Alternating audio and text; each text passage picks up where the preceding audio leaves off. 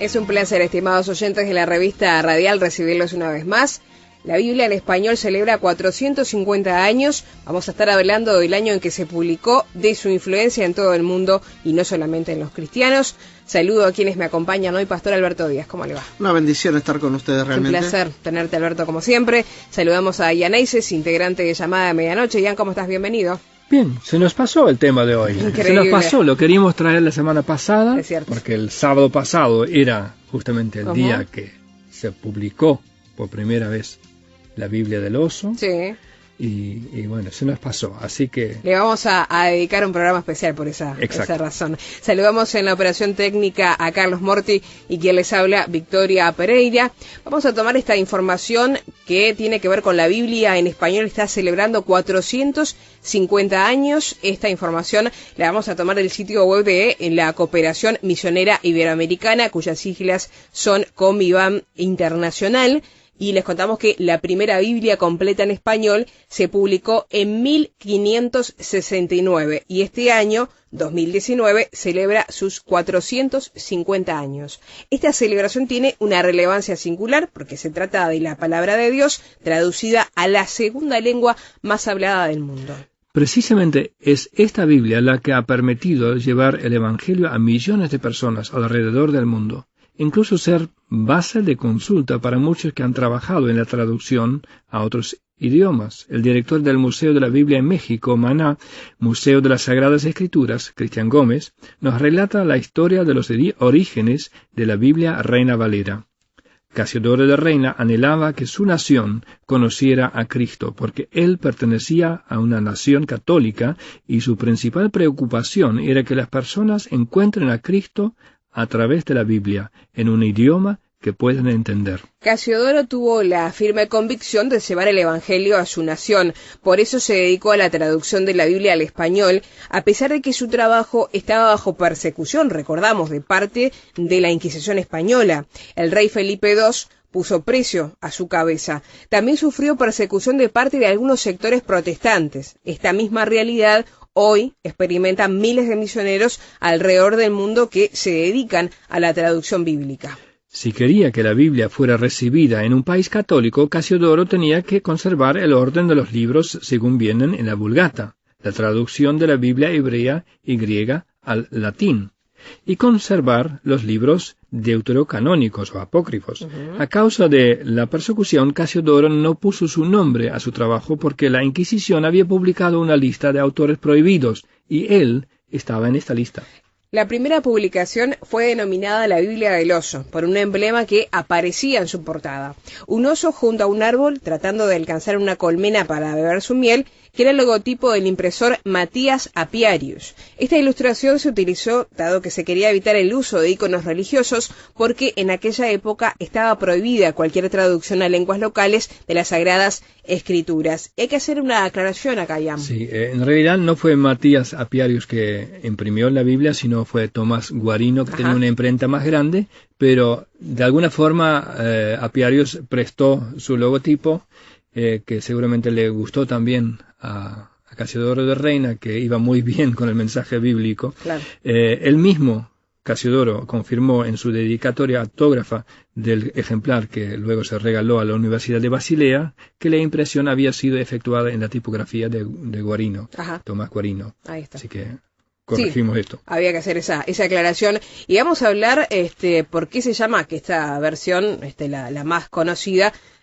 ¿por qué se llama Reina Valera, ya? Bueno, porque fue justamente Casiodoro de Reina el que hizo la traducción. Casiodoro de Reina fue un monje que conoció a Cristo, huye a lo largo de 2 años y en estas circunstancias va realizando la traducción, además de su trabajo misionero y pastoral. A su muerte, otro monje que fue su compañero, llamado Cipriano de Valera, revisó la traducción del trabajo de Casiodoro e hizo cambios mínimos de tal manera que hasta cierto punto es injusto llamarle Reina Valera, porque el trabajo Este Casiodoro de Reina. Valera dedicó 20 años de su vida a la revisión del trabajo de su compañero de claustro. Como resultado, la referida versión salió publicada en 1602 y fue llamada la Biblia del Cántaro, porque en la portada podía verse estampada la imagen de dos hombres, uno que está plantando un árbol mientras el otro lo riega con agua que sale de un cántaro. Según algunos expertos, esta ilustración fue tomada en alusión al texto bíblico de 1 de Corintios 3:6. Yo planté, Apolos regó, pero el crecimiento lo ha dado Dios. Solo por esta revisión, por más de 400 años, se pensó que el trabajo era de Cipriano de Valera. Si se ve una de estas Biblias de 1870 o 1900, dice Biblia de Cipriano de Valera. Es hasta principios del siglo XX que se descubre la historia y se reconoce que el verdadero traductor fue Casiodoro de Reina. Y vamos a hablar de qué le hace tan especial a esta versión. Sí, sigue nuestro texto diciendo que el trabajo realizado por Casiodoro es importante destacar varios puntos. En primer lugar, su valor literario, por dos motivos. Primero, por la calidad de su lengua, que la convierte en un monumento de la literatura iberoamericana. Segundo, por su extrema fidelidad al original, ya que recoge el tono primordial de las tradiciones hebreas. En tercer lugar, por ser la primera Biblia completa en español, porque en aquella época había algunas traducciones parciales del Antiguo y Nuevo Testamento, pero nunca una Biblia completa.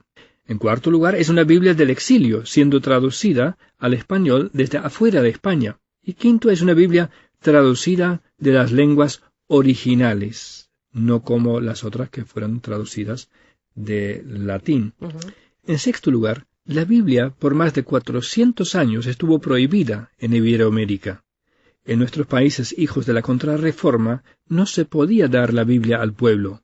Cuando empieza a llegar a fines del siglo XIX a nuestros pueblos latinoamericanos, llega con persecución, y muchos colportores mueren por llevar esta Biblia a los pueblos. En séptimo lugar, finalmente, es la Biblia general para la mayoría de los evangélicos, la más amada, con la que han conocido el Evangelio y con la que han crecido en su vida espiritual. Luego Alberto nos contará algo de esto. Sirvió, en octavo lugar, como base para la traducción a otros idiomas y ha sido fundamental en la traducción a otros idiomas, sobre todo en Iberoamérica, dice Cristian Gómez, porque muchos de los traductores de las lenguas indígenas que han traducido la Biblia no leen griego ni hebreo.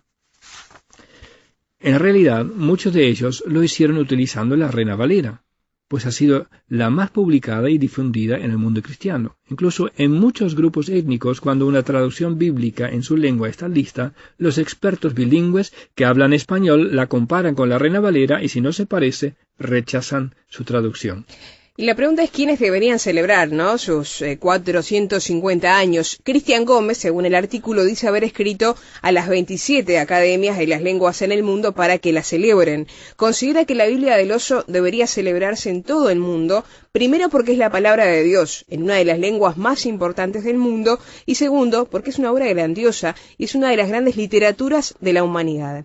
Tenemos que celebrarla todos los que hablamos español. El libro de los libros llegó hace 450 años y enriqueció enormemente a muchos de los intelectuales del siglo XX. Muchos latinoamericanos crecieron con la Reina Valera, se familiarizaron con ella y la citan en sus libros. Alberto, vamos a hablar de la palabra, de celebrar estos 450 años de tenerla. Recién compartíamos entre nosotros la imagen de la Biblia del Oso, que creo que vos te la vas a quedar, Alberto, pero también queríamos hablar del sentido práctico de la Biblia también.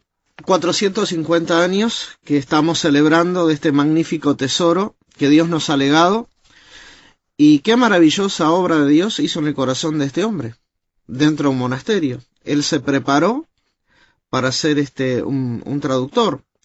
Eso nos quiere decir que en medio de la más grande oscuridad de la historia, siempre brilla la luz de Dios. Y se pone de manifiesto esta verdad hermosa, ¿no? Lámparas a mis pies tu palabra y lumbrera a mi camino. En toda experiencia de cristiano, ¿cuántas veces nos detenemos para agradecer cómo la palabra de Dios ha sido un faro que nos ha librado, nos libra de tantos males, de tantos pesares y de tantas tristezas? El meditar en la palabra en mi propia vida, y yo sé que también en la vida de cuantos hermanos, ha obrado arrepentimiento y ha obrado en una vuelta a Dios. Traigo a la luz el Salmo 119, versículos 57 al 60. Mi porción es Jehová, he dicho que guardaré tus palabras. Tu presencia supliqué de todo corazón. Ten misericordia de mí según tu palabra. Consideré mis caminos y volví mis pies a tus testimonios. Este es el resultado de creer la Biblia, de vivirla, de aplicarla, porque ella está, es lo que Dios usa, es lo que el Espíritu Santo usa para, cuando nos descarriamos, traer otra vez nuestros pies a las sendas correctas. Y muy bien lo resumió, el salmista cuando dijo: me apresuré y no me retardé en guardar tus mandamientos. La palabra es la herramienta que usa el Espíritu Santo para volvernos al camino del Señor. El rey David lo expresó de una forma maravillosa: la ley de Jehová es perfecta, que convierte el alma. Convertir el alma es volverla al carril correcto. Él no quedó ahí, él añadió: el testimonio de Jehová es fiel, que hace sabio al sencillo. Los mandamientos de Jehová son rectos, que alegran el corazón. ¿Y usted, estimado oyente, la cree?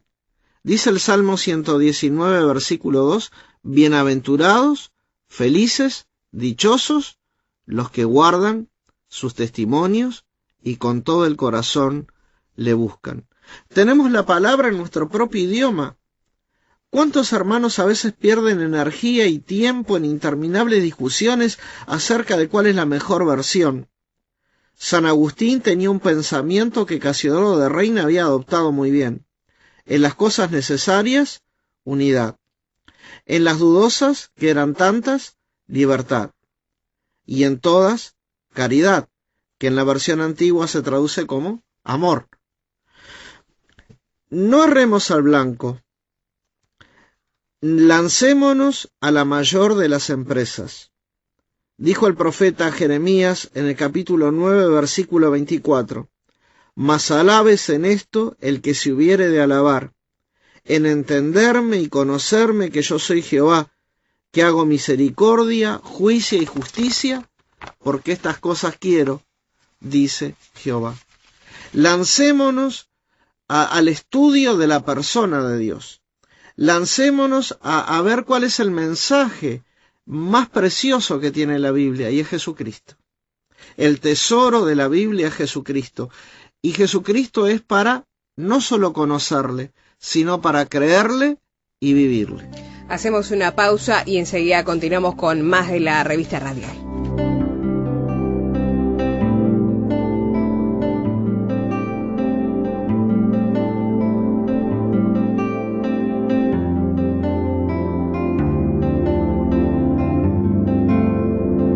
Continuamos en la revista radial y vamos a hablar de la figura de Casiodoro de Reina, el desconocido Casiodoro de Reina, según este artículo Protestante Digital. En este caso es el portal del cual tomamos la información, porque en el mes de septiembre, como ustedes saben y estamos recordando, se cumplieron 450 años del aniversario de la publicación de la Biblia del Hoyo, que vio por primera vez la luz el 28 de septiembre de 1569. Esta fecha marca un hito, no solamente para los cristianos de habla hispana en todo el mundo, sino, Alberto, para los hispanoparlantes del mundo en general. Casiodoro de Reina ha sido durante muchos años una figura desconocida entre los cristianos.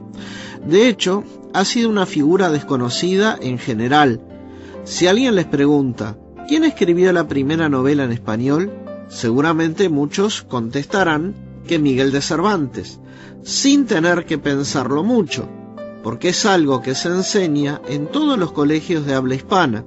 Incluso se enseña en institutos de países anglosajones y de otras lenguas. Y si alguien pregunta a un estudiante de grado medio quién tradujo la Biblia al alemán, aunque no todos estén muy atentos durante las clases de historia o de religión, al menos a muchos les va a sonar el nombre de Martín Lutero. Sin embargo, el nombre Casiodoro de Reina es completamente desconocido a nuestros estudiantes y, lo que es más triste aún, desconocido entre algunos cristianos.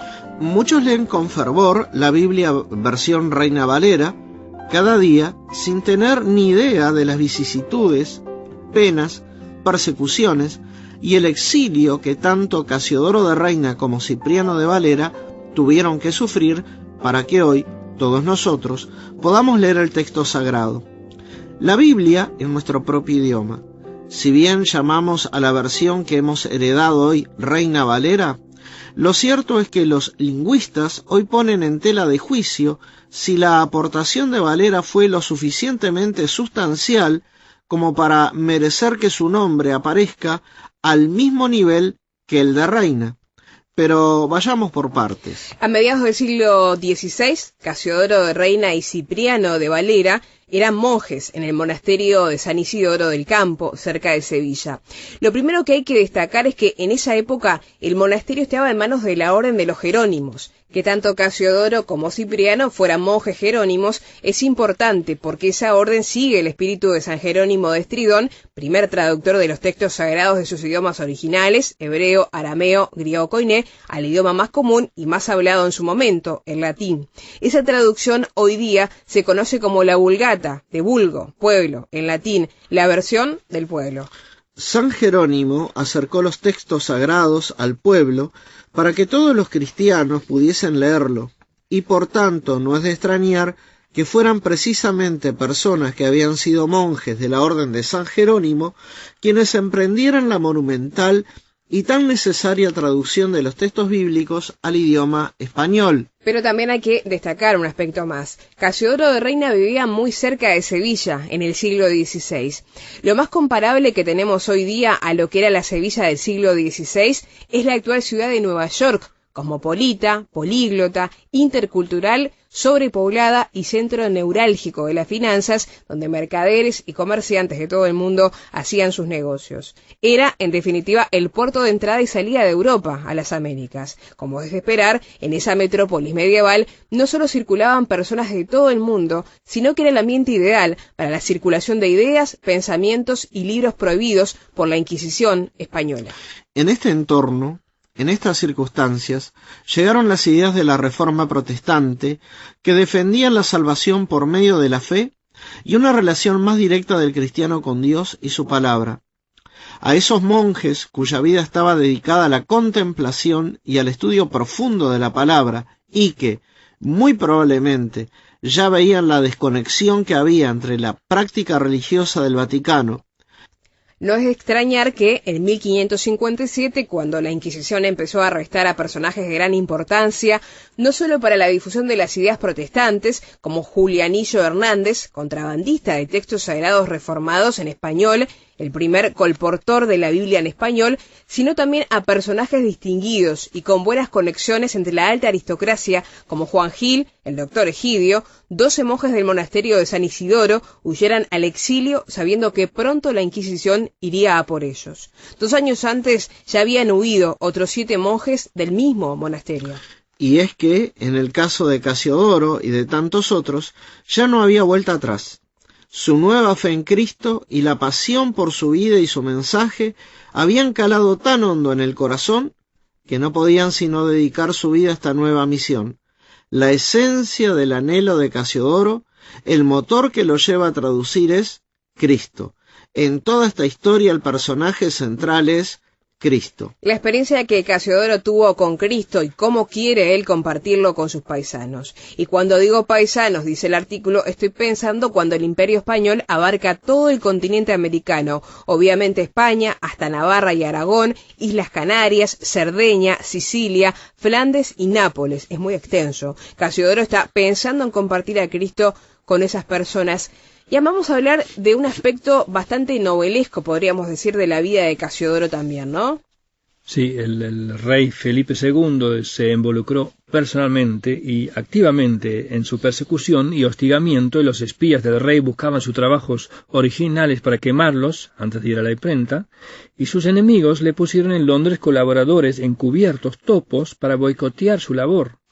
Bien acogido en Inglaterra al principio, a donde fue invitado como pastor de una iglesia de españoles, huyó después ante falsas acusaciones de tenor sexual, las cuales, si hubieran sido ciertas, lo hubieran llevado a la horca. Claro.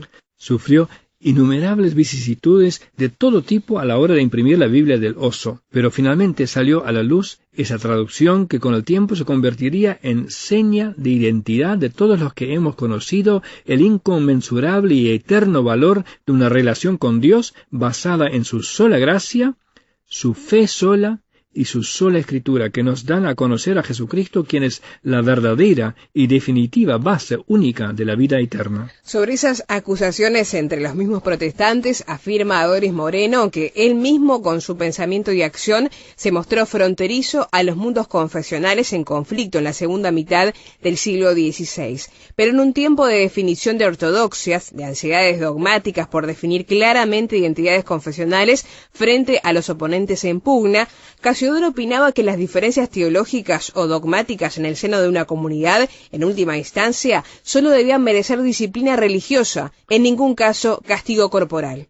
Tal como considera Carlos Martínez, algo que marca a Casiodoro para el resto de su vida es haber vivido la experiencia de la persecución en España. De tal manera que cuando él conoce de otros perseguidos en otras partes de Europa, fueran en la Europa católica o en la Europa protestante, para él no cabe en asuntos de fe perseguir a los demás o quererles imponer ideas confesionales. Lo cierto es que debido a esta postura, Casiodoro nunca tuvo muy buena fama entre los dirigentes de las distintas denominaciones protestantes que por ese entonces se disputaban la fe del pueblo en Europa como quien se disputa el dominio sobre un territorio. Sumando eso a las persecuciones de las que era objeto abiertamente cuando terminó la traducción de la Biblia al español y ésta se editó en Basilea en 1569. Casiodoro no pudo firmarla, sabiendo que eso solo impediría su difusión y que si sus perseguidores localizaban cualquier ejemplar, lo quemarían en el acto. Su misión de servicio llegó hasta el punto de permitir que por muchos años los libros lo borraran de la historia, y eso ha repercutido sobre su nombre y su figura hasta el punto de que hoy día se omite su nombre en las aulas de historia, literatura y religión, cuando por justicia debería aparecer inscrito junto al de Cervantes, al de Shakespeare y al de Lutero. La Biblia del Oso, además de ser uno de los monumentos de la literatura castellana del siglo de oro y un clásico de la lengua española, fue la primera traducción de las que se derivan todas las versiones Reina Valera que han ido formando desde sus orígenes a las iglesias evangélicas de España y de la América de habla castellana. Algunos eruditos defienden hoy en día que la traducción de la Biblia del Oso no pudo ser obra de una sola persona. Es un poco difícil creer que entre tanta persecución y tanta huida, Casiodoro tuviera un equipo con el que contrastar y trabajar los textos, pero quizás sea este uno de los motivos principales por el que se ha conservado durante tanto tiempo el nombre de Valera junto al de Reina. Decíamos al principio que la aportación lingüística de Valera al texto es cuestionable. De hecho, su versión, a la que añadió su apellido y se convirtió, por tanto, en la primera Reina Valera, conocida como la Biblia del Cántaro, varía entre un 1 y un 5% de la Biblia del Oso a nivel lingüístico, ya fuera por la gran calidad lingüística que tenía la versión de Casiodoro, o por la inmensa reverencia que Cipriano sentía hacia la obra y hacia su hermano en la fe, con el que huyó de Sevilla. Sin embargo, Cipriano de Valera siempre fue un hombre diplomático que supo alcanzar y colaborar con las personas más influyentes en el ámbito religioso de la época. Quizá fuera por eso que, al añadir su apellido al manuscrito, se suavizaran las connotaciones negativas, la precaución y la aversión que muchos contemporáneos sentían por Casiodoro de Reina y su nombre. Lo que es incuestionable es que las relaciones y conexiones de Cipriano de Valera ayudaron mucho a la difusión e institucionalización de la versión que aún hoy en día es la más leída entre los cristianos de habla hispana. Casiodoro de Reina creía firmemente que las Escrituras son el auténtico instrumento para promover el celo de la gloria y de la salud de los hombres, y que el desconocimiento de las mismas era lo que había derivado en la idolatría imperante en la Iglesia del momento. Afirmaba que prohibir la lectura de la Biblia era una afrenta a la verdad, porque si confiesan que la palabra de Dios lo es, la verdad, a nadie puede engañar ni entenebrecer.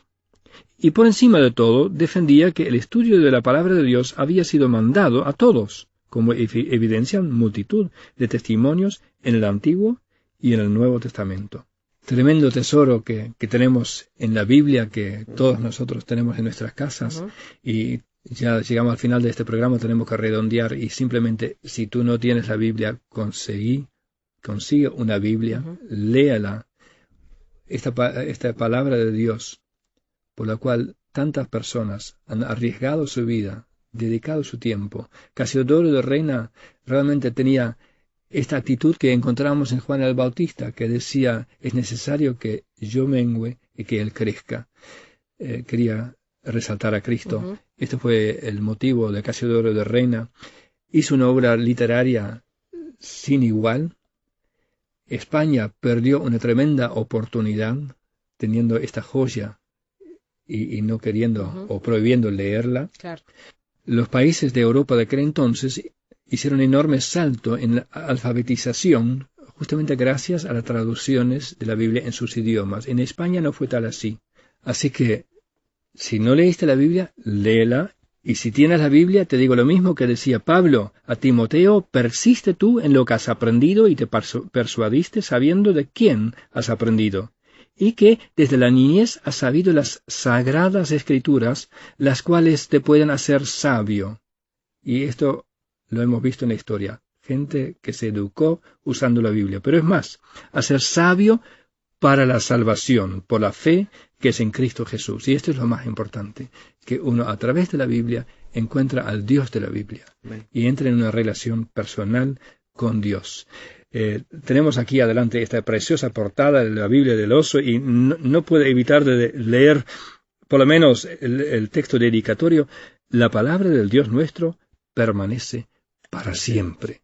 Ha sido combatido, ha sido odiado, pero permanece para siempre. Y si tú lees la palabra de Dios, dice la palabra de Dios, que el que hace la voluntad de Dios también permanece para siempre. Nos quedamos con ese pensamiento para cerrar este programa especial de la revista Radial. Le quiero agradecer tanto a Alberto como a Ian por los comentarios y reflexiones en este programa. También a ustedes por la sintonía. Los invitamos a comunicarse con nosotros. Lo pueden hacer por WhatsApp al 00-598-99-000-540. Reitero, 00-598-99-000-540. Si están en Uruguay, lo hacen directamente al 099-000-540. Nos pueden buscar en Facebook, Llamada Medianoche Uruguay, nos identifican por el logotipo en verde, nos pueden escribir a revistaradial@llamadaweb.org o visitarnos en la página www.llamadaweb.org. Será hasta un próximo programa, amigos, que pasen muy bien.